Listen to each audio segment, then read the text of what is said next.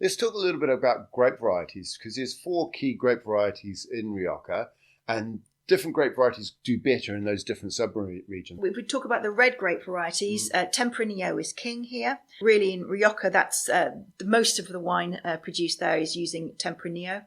It's a red varietal. It has lots of red characteristics, red berry, red plum, other characteristics with age. One of the key things about Tempranillo is it does struggle a little bit holding on to its acidity. So you want to really try and motivate the vine to hold on to that acidity, but it does need ripening, and that's the problem. So it needs lots of sun. It needs lots of sun to ripen, but equally, as those sugars rise within the grape, so does the acidity. So finding that balance, and that is where diurnal ranges, the day to night temperatures, really come into play. So you want enough sunlight, enough heat during the day to ripen the Tempranillo, but then at night you want the temperatures to drop so that the grape can hold on to the acidity. Next variety is Garnacha, a red variety. It's a grape variety that is known for its high alcohols, its red fruits.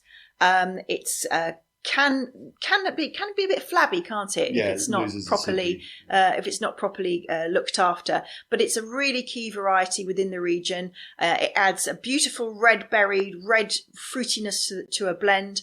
And that is the bulk of Garnacha production is in the Rioja Oriental. And the reason it's there is because Garnacha as a grape variety is quite a large, thin-skinned grape variety. Thin skins mean it's quite susceptible to molds and mildews. So in the drier Rioja Oriental, you won't have the same disease pressure. Plus, it's warmer. You need more heat to ripen Garnacha. So it's more suited to Rioja Oriental than maybe the Alta and Avisa. Yeah, absolutely.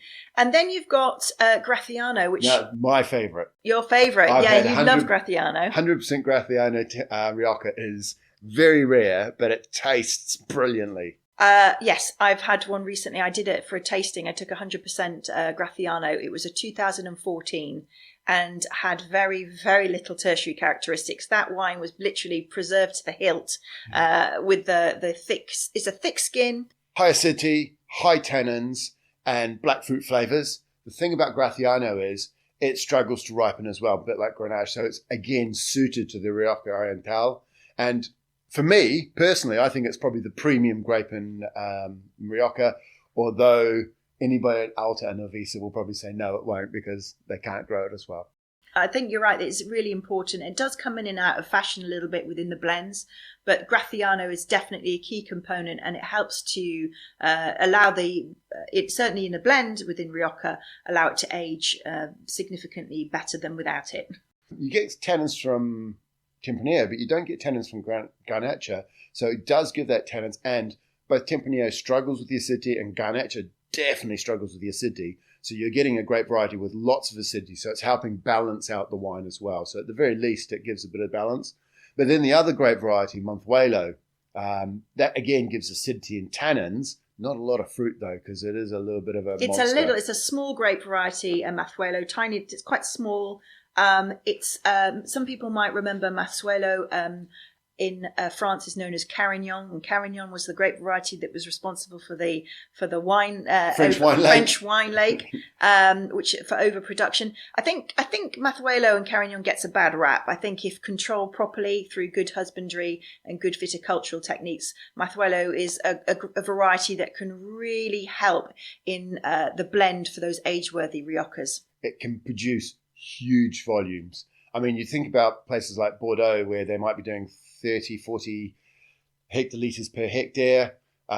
New Zealand Sauvignon Blanc is considered a monster at 70 to 80 hectolitres per hectare and still producing good quality wines.